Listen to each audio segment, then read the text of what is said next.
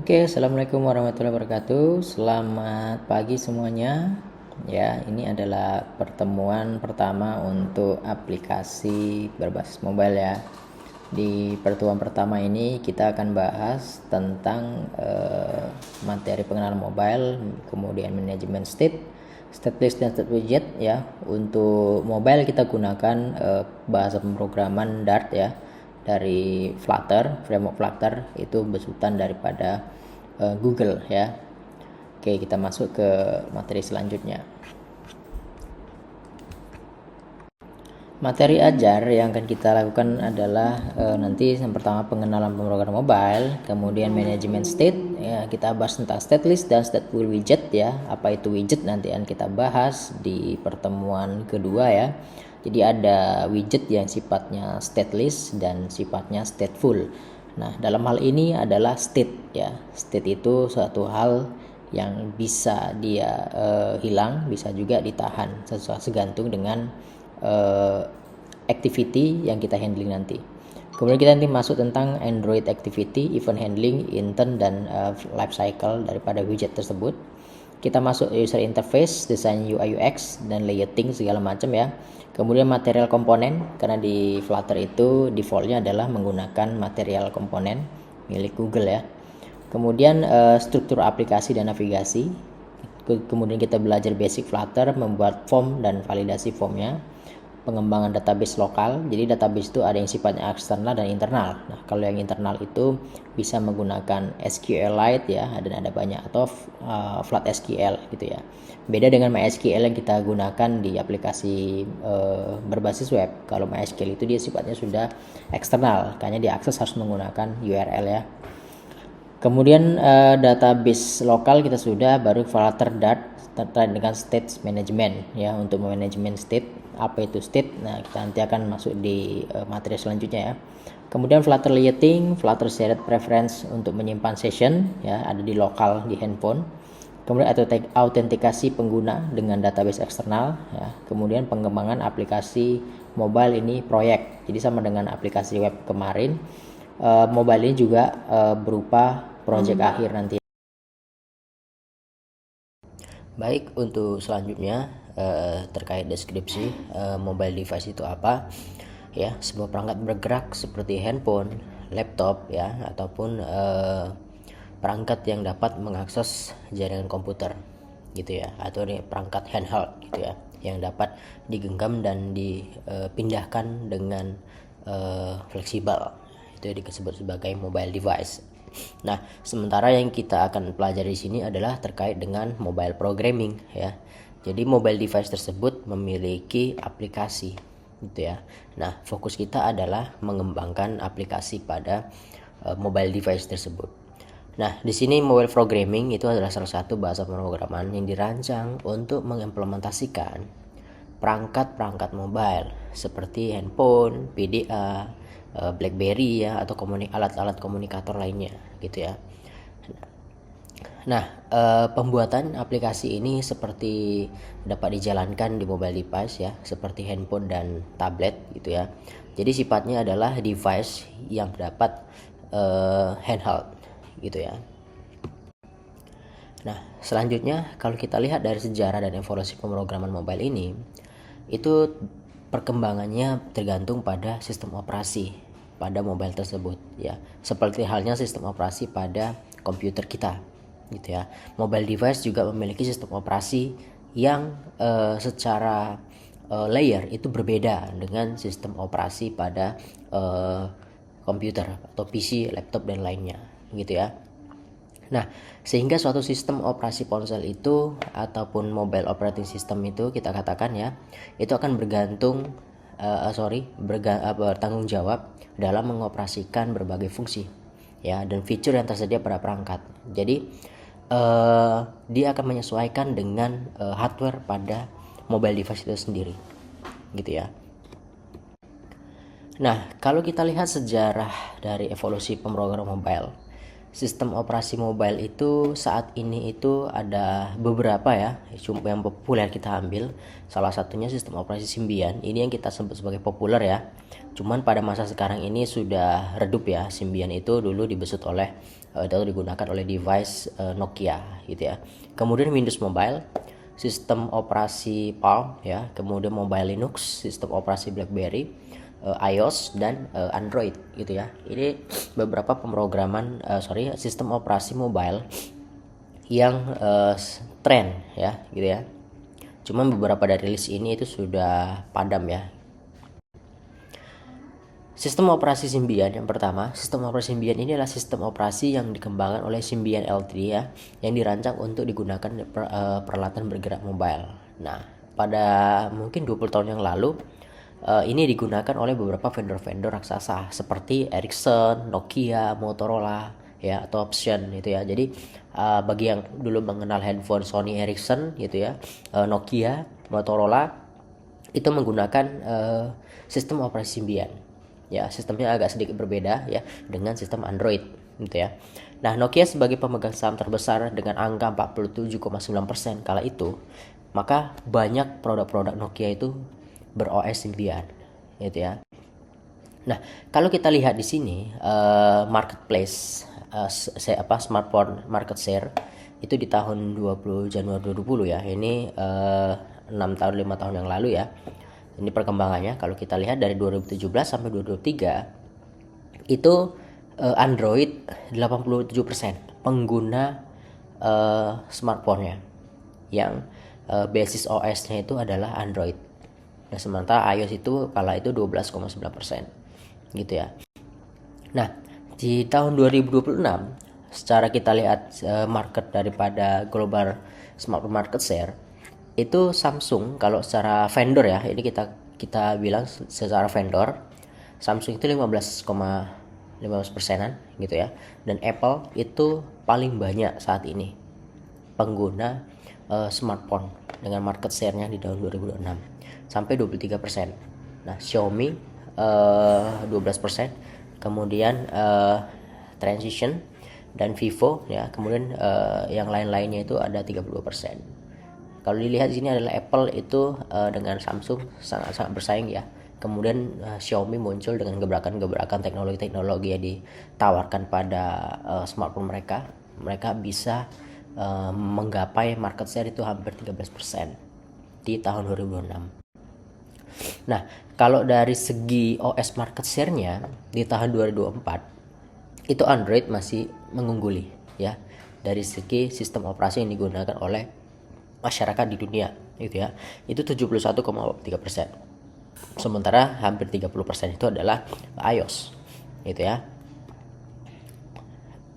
Kemudian kalau kita lihat dari mobile vendor ini tadi ya, Apple 31%, Samsung 21, ini per Februari ya, ini per Februari. Nah, Xiaomi di 9% dan lain-lainnya.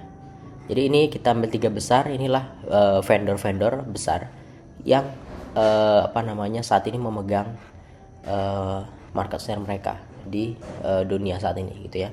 Nah, kalau kita dari segi sistem operasi per Februari 2006 ya, kita ambil dari start counter ini, nanti kalian bisa cek sendiri ya, di websitenya ada di sini.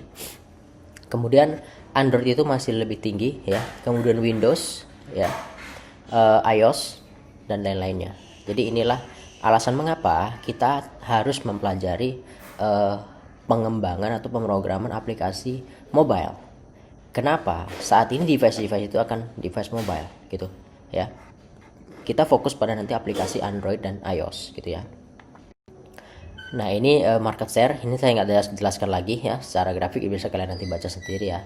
Ini terkait market share saja gitu ya. Nah, ini sistem operasi Symbian. Nah, sistem operasi Symbian ini yang saya sampaikan tadi itu base daripada sistem operasi ini sejak awal dirancang khusus untuk ponsel. Jadi berbeda dengan Microsoft dan Linux ya, yang diadopsi dari komputer. Nah, feature yang digunakan ini berkat bahasa C++ ya, Java, kemudian MIDP 2.0, personal Java. Jadi menggunakan bahasa pemrograman Java dalam pengembangan sistem operasi Symbian ini gitu ya. Jadi basicnya adalah Java gitu ya. Dan beberapa Nokia yang menggunakan itu ada banyak ya jenisnya, mulai dari Nokia N70, N91 dan semua ya, banyak. Pada saat itu vendor-vendor masih menggunakan sistem operasi Symbian. Nah, kemudian sistem operasi Windows Mobile. Kalau kita lihat di sini Windows Mobile adalah sistem operasi seluler ya yang ditawarkan oleh Microsoft. Jadi besutan dari Microsoft itu di mobile ini untuk si PC-nya, Pocket PC-nya Windows itu di tahun 2000 diperkenalkan gitu ya. Kemudian ada lagi Windows Mobile 2023 memiliki 4 edisi ya dan seterusnya gitu ya. Nah, kalau kita lihat di sini secara sistem operasi historinya ya, itu tahun 1996 Windows CE namanya, mungkin kita belum pernah lihat ya. Kala itu masuk Indonesia itu masih Windows Pocket, Windows PC Pocket, jadi seperti bentuknya hampir mirip seperti PS Vita kalau kalian tahu, atau PSP, bentuknya seperti itu gitu ya. Kecil, tablet, cuman kala itu pengguna itu tidak tertarik, sehingga itu mungkin tidak populer gitu ya, sehingga tidak populer. Makanya kenapa handphone yang sistem operasinya Windows, kita juga tidak tahu apa masalahnya gitu ya, itu kurang populer ya. Dulu kan pernah lihat ya, handphone itu Nokia itu menggunakan sistem operasi Windows Mobile ya, tapi kurang populer gitu. Nah, sistem operasi Windows Mobile itu keunggulannya ditawarkan seperti sebagian besar teknologi IT, informasi teknologi dipakai untuk Windows, kecocokan dalam platform secara extension ya, mudah dengan software komputer, dan dipandang bahwa Microsoft ini dianggap lebih ideal dibandingkan Symbian atau Linux gitu ya. Itu kala pada masa itu gitu ya. Nah, selanjutnya kita masuk ke sistem operasi iOS.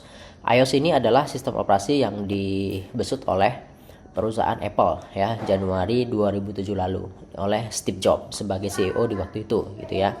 Nah, awalnya sistem operasi ini tidak dinamakan iOS oleh Apple ya, melainkan sistem operasi versi dari OS X ya, atau disebut dengan iPhone OS gitu ya. iPhone namanya dulu iPhone OS. Jadi mungkin mereka perampingan menjadi iOS gitu ya. Makanya pada saat itu semua produk-produk Apple itu identik dengan kata i di depannya ya. iPhone, iOS ya, semuanya menggunakan identikali daripada inisial i gitu ya. Sistem operasi ini dulunya belum dapat bekerja menggunakan perintah copy paste dan multitasking ya. Bagi perusahaan lain seperti Google dapat melihat peluang. Jadi banyak sistem operasi dari vendor-vendor perusahaan besar lainnya langsung menciptakan sistem operasi baru, yaitu seperti Google menciptakan sistem operasi Android sebagai pesaing gitu ya. Nah, ini kalau kita lihat versinya, nanti silahkan kalian membaca sendiri ya.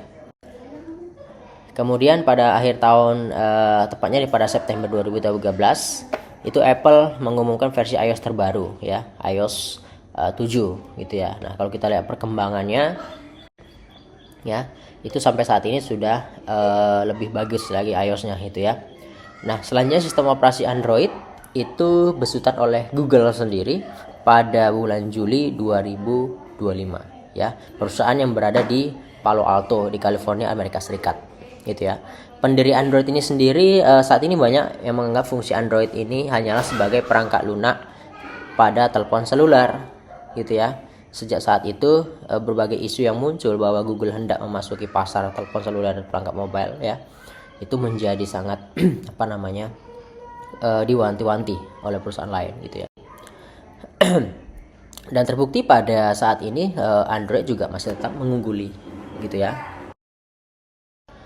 Kemudian hingga di tahun 2024 ya, saat ini versi Android itu sistem operasi Google sudah merilis versi Android versi 15 ya, yang membawa peningkatan pada keamanan, efisiensi baterai, optimasi performa ya, perangkat layar besar dan foldable gitu ya. Jadi ada banyak inovasi yang mereka tawarkan dari Android 15 saat ini gitu ya.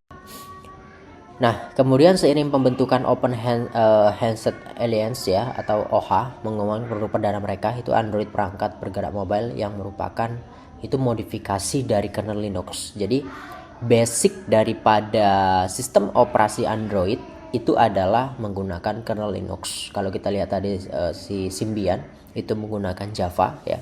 Kalau ini menggunakan kernel daripada Linux. Beda juga dengan seperti Windows Phone, mobile Windows Phone tadi menggunakan sistem operasi Windows sebagai basicnya ya. Nah, sejak Android dirilis telah melakukan berbagai pembaruan berupa perbaikan bug dan penambahan fitur baru ya. Jadi telepon pertama yang memakai sistem operasi Android adalah HTC Dream. Jadi kalau kalian pernah lihat vendor handphone dengan merek HTC Dream, nah mereka lah perusahaan yang pertama menggunakan sistem operasi Android. Ya. Pada saat itu tahun 2028, gitu ya. Sistem operasi Android jika dilihat dari versi pertama 1.0 di tahun 2028 sampai dengan tahun saat ini, ya mungkin jika dilihat dari beberapa versi-versi ini, mungkin hanya beberapa kalian yang bisa pernah mengenal yang namanya Eclair ya. Mungkin karena Android itu belum sepenuhnya tersebar masuk ke Indonesia pada tahun itu ya. Kemudian Froyo gitu ya. Froyo baru kita lihat versi Android yang masuk ke Indonesia sudah menggunakan Froyo, Gingerbread, Honeycomb gitu ya. Kemudian Ice Cream Sandwich dan Jelly Bean ya. Pada saat masuk ke Indonesia itu saya menganalisa pada tahun 2013 itu Jelly Bean lah banyak produk-produk daripada vendor-vendor perusahaan headphone itu menggunakan sistem operasi Jelly Bean pada kala itu, karena ini adalah sistem operasi yang dikatakan stabil pada saat itu ya. Nah kemudian jika kita lagi di tahun 2015 itu dari ada KitKat, Lollipop dan Marshmallow. Kalau kita lihat ritmenya itu hampir setiap tahun Android itu dikembangkan dan naik versi. Ya, selain ada nomor versinya ya, nomor versi berupa angka, mereka juga memberikan penamaan makanan gitu ya. Hingga pada akhirnya di tahun 2019 ya, yaitu Android 10 mereka tidak lagi menggunakan penamaan dessert ya, tidak lagi menggunakan penamaan nama makanan ya, hanya disebut sebagai Android Q gitu ya, itu closingnya gitu ya. Nah selanjutnya mereka menyebut sebagai Android 11, 12, kemudian 12L gitu ya, dan sampai saat ini pengembangan diperkirakan berikutnya itu Android 16 gitu ya. Nah, dari berbagai macam sistem operasi mobile tadi, aplikasi sistem operasi mobile tadi ya, untuk perangkat device mobile, ada beberapa pengembang aplikasi ya yang saat ini dikenal sebagai framework, itu memudahkan para developer untuk mengembangkan aplikasi-aplikasi mobile tersebut ya, baik secara natif, kemudian dengan menggunakan HTML developer dan hybrid development gitu ya. Nah, pengembangan aplikasi mobile secara natif itu menggunakan framework natif dikembangkan langsung oleh vendor sistem operasi sendiri ya, hingga memiliki akses penuh ke hardware dan performa terbaiknya. Kalau Google menggunakan nama istilah untuk development kitnya itu adalah Android SDK ya, Android System Development Kit ya, atau standar development kit. Framework ini resmi dari Google untuk membangun aplikasi Android menggunakan Java atau Kotlin. Jadi bahasa pemrograman yang digunakan oleh SDK ini, oleh framework ini adalah Java atau Kotlin ya. Kemudian iOS SDK itu menggunakan bahasa pemrograman Swift ya, atau Objective C ya, melalui Xcode kalau kalian bisa ya. Jadi bahasa pemrograman Swift kalau kalian pernah lihat itu mirip seperti C# gitu ya. Kemudian Windows Phone itu Windows Phone SDK ya, kalau Windows. Framework ini dibuat oleh Microsoft sendiri gitu ya, pengembangannya menggunakan bahasa C# dan .NET ya. Kemudian platform pengembangan dengan menggunakan framework multi platform atau cross platform ya. Framework yang memungkinkan satu basis kode digunakan untuk beberapa platform mobile. Jadi ketika kita mengembangkan satu aplikasi, codingannya cuma sekali, tapi bisa di output ke beberapa aplikasi platform. Contoh, kita coding satu aplikasi di framework Flutter misalnya gitu ya. Nah, sekali coding dengan bahasa pemrograman Dart ya, Flutter itu didukung oleh bahasa pemrograman Dart dan itu dibuat oleh Google sendiri. Ketika kita ingin mengembangkan aplikasi, satu kali tulis, maka kita bisa membuat aplikasi Android, iOS, web, dan desktop dalam satu kode. Ini makanya kita lebih gunakan yang sifatnya adalah yang cross platform atau multi platform. Jadi aplikasi itu bisa banyak outputnya. Kalau zaman dulu sebelum ada istilahnya framework multi platform ini, masing-masing menggunakan natif. Kalau kita ingin membuat aplikasi yang milik si Apple ya, iOS, ya kita harus gunakan bahasa pemrograman Swift gitu ya. Kalau kita ingin buat aplikasi untuk platform Android, ya kita gunakan bahasa pemrograman Java menggunakan Android Studio seperti itu ya. Kalau kita bikin aplikasi mobile web misalnya, ya kita harus bikin aplikasi versi untuk web gitu. Jadi beda-beda. Nah, kalau saat ini kalau kita fokus ke cross platform, kita satu kali coding, maka kita bisa menciptakan berbagai aplikasi yang bisa digunakan di beberapa platform. Jadi ketiknya sekali bisa dipakai di beberapa platform gitu ya. Selanjutnya selain Flutter ada juga React Native ya. Ini menggunakan JavaScript atau React ya, dibangun aplikasi natifnya. Selanjutnya ada Xamarin ya. Ini dari Microsoft ya. Nanti silakan kalian oprek sendiri, ada banyak. Nah, kemudian ada Ionic juga, framework hybrid berbasis HTML dan CSS. Jadi ini menggunakan bahasa pemrograman HTML CSS untuk bikin Ionic ya. Nanti yang kita gunakan adalah Flutter gitu ya. Selanjutnya framework WebView atau hybrid kita katakan. Ini ada Apache Cordova. Dulu dikenal sebagai PhoneGap ya. Sekarang namanya udah diakuisisi oleh Apache, namanya Apache Cordova gitu ya.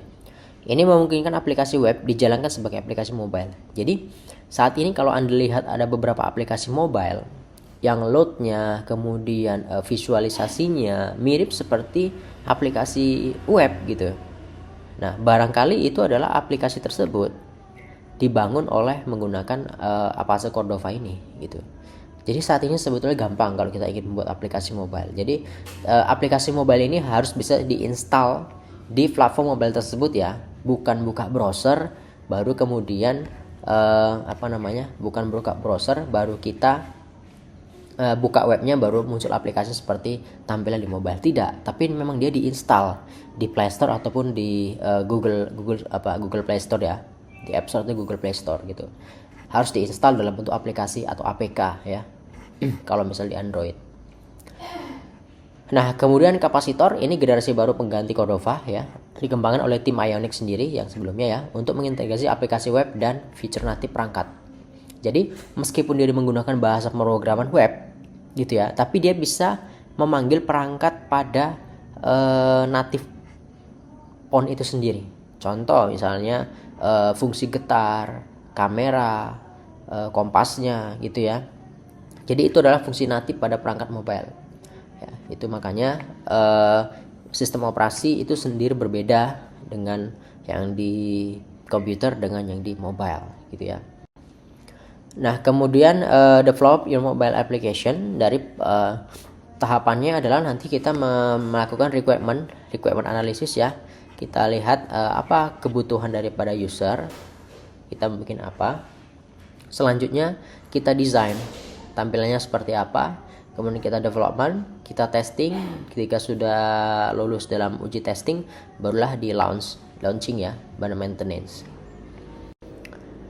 Oke, ini market pendapatan revenue dari aplikasi mobile ya. Ini kita skip aja. Nah, selanjutnya apa tren saat ini? Tren saat ini itu bisa dikatakan sebagai blockchain, the game changer gitu ya. Blockchain itu nanti kalian bisa pelajari lagi blockchain seperti apa. Dan jadi kalau application of blockchain in the mobile apps itu development space itu ada banyak ya yang bisa digunakan ya. Kalau misalnya kalian melakukan transaksi kalian harus minta ada menggunakan KYC, bagaimana implementasinya menggunakan KYC gitu ya. Jadi semua transaksi krusial ya itu harus menggunakan skema blockchain. Jadi makanya Anda kalau Anda bikin aplikasi mobile yang berbasis keuangan, kalau bisa Anda sedikit menerapkan blockchain ya. Paling tidak harus mengenali bagaimana teknis ataupun skema daripada blockchain ini, karena ini adalah hal baru dalam dunia keamanan komputer dan keamanan data gitu ya. Saat sekarang ini juga. Nah, tren yang paling berkembang lagi adalah saat ini adalah beberapa banyak perusahaan sudah menggunakan era kecerdasan buatan atau artificial intelligence di dalam pengamanan dalam aplikasi mobile. Contoh misal seperti face recognition, fingerprint gitu ya, detection and deterring security instruction gitu ya. Itu ada banyak lagi. Jadi penggunaan artificial intelligence itu saat ini sudah banyak diimplementasikan pada mobile device gitu ya, berbagai merek. Apa yang tidak ada pada vendor tersebut itu dikembangkan oleh vendor yang lain, sehingga mereka akan berebut marketplace seperti itu ya. Nah, kemudian tren selanjutnya adalah terkait dengan virtual reality atau VR ya. Kemudian augmented reality, mixed reality MR. Jadi kita bisa menyentuh objek 3D tapi berlatarkan visual itu backgroundnya adalah objeknya layar nyata ya. Jadi full immersion in virtual environment ya, the real world ancient with digital object. Jadi kita bisa melihat visual digital tetapi dia bisa mendeteksi bagaimana informasi dan keadaan di luar nyata saat ini gitu ya.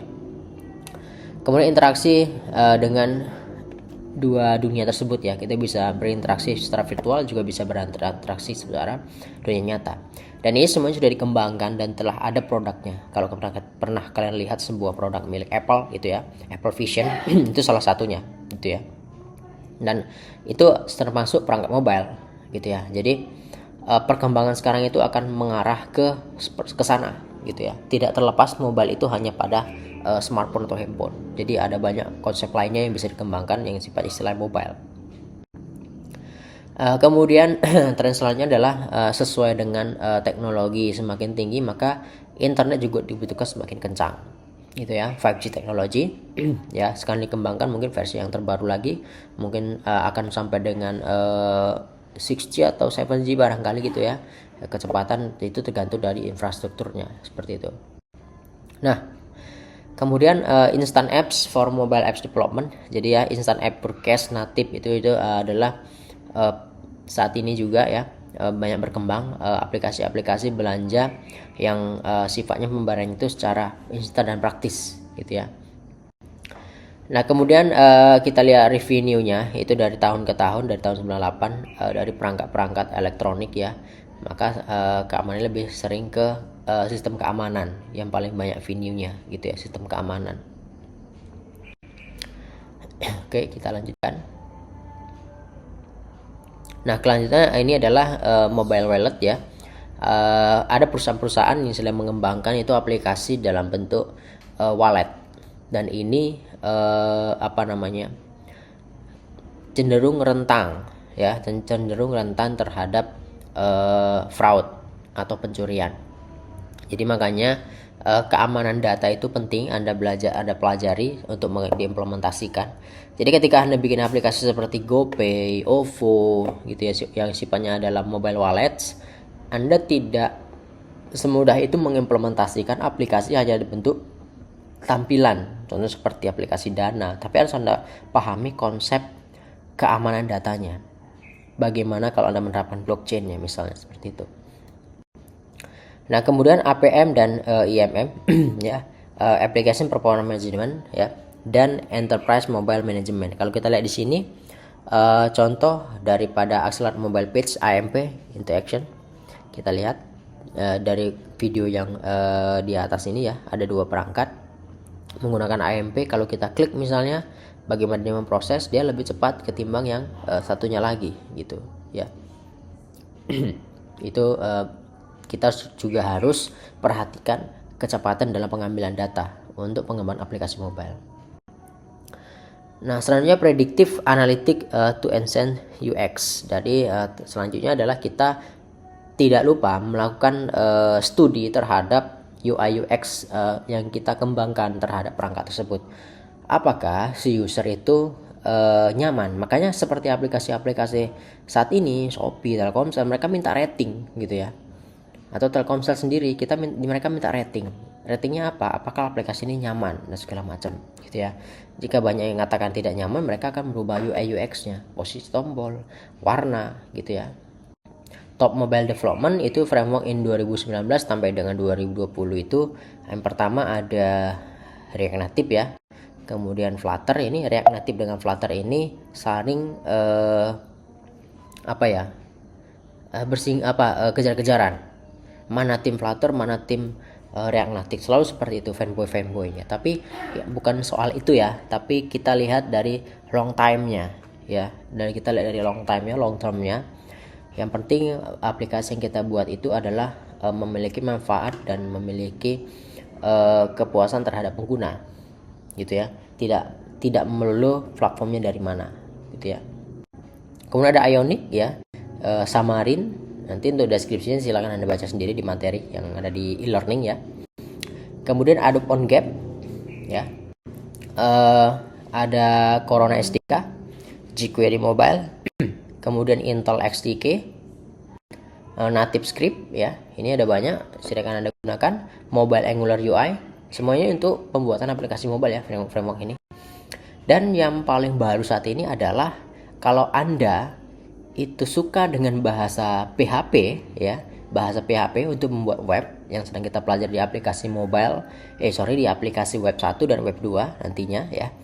Itu saat ini bahasa pemrograman PHP sudah bisa membuat aplikasi mobile loh. Gitu ya. Dengan pengetahuan bahasa pemrograman PHP, kalian bisa membuat aplikasi mobile iOS dan Android, dan ini cross platform. Gitu ya. Jadi tidak membutuhkan web server, tidak membutuhkan localhost dia untuk running, langsung running dia karena dia native. Nah itu ya, kita berterima kasih kepada para pengembangnya, karena tidak dipungkiri bahasa pemrograman PHP ini mudah dikuasai ya, sehingga pada saat ini sudah ada untuk develop native PHP-nya ya. Nah kemudian kalau kita lihat perkembangan aplikasi mobile berdasarkan bahasa pemrograman ya, Java itu Android SDK, Kotlin itu bahasa pemrograman sebelah kiri itu ya, bahasa pemrograman Kotlin untuk Android SDK, dan Kotlin Motif Apa juga, itu sama-sama resmi Google ya. Swift itu milik iOS, Objective-C iOS, C# itu Xamarin, Net dan MauU. Kemudian Dart itu Flutter, Java itu untuk React Native, kemudian Apache Cordova, TypeScript untuk Angron, Ionic dan Native Script, C++ untuk Qt ya, Python untuk Kivy dan Beware. Jadi Python sendiri juga ada framework untuk bikin aplikasi mobilenya seperti Kivy dan Beware. Bahasa pemrograman Golang itu Fine ya. Kemudian Rust itu Deoxys. Jadi ada banyak bahasa pemrograman yang sudah didukung frameworknya untuk bikin platform mobile. Jadi terserah Anda ya. Kedepan Anda silakan kuasai bahasa programan yang Anda sukai ya. Ini tambahan satu lagi adalah PHP tadi ya. Ini belum saya masukkan. Bahasa pemrograman PHP itu adalah native PHP frameworknya gitu ya. Jadi silakan, jadi masing-masing bahasa pemrograman ini mereka punya framework untuk ngembangin. Gitu ya. Jadi bedakan mana itu framework, bedakan itu bahasa pemrograman gitu ya. Oke, mungkin itu saja untuk materi hari ini ya. Nanti jika ada pertanyaan, kalian bisa sharing di grup ya. Silakan di grup chat WA, grup chat kelas kita, aplikasi web 2 dan aplikasi mobile ya. Sudah dibuat kemarin grupnya. Oke, mungkin itu saja. Jangan lupa Anda melakukan absensi di aplikasi Size ya. Terima kasih ya. Assalamualaikum warahmatullahi wabarakatuh.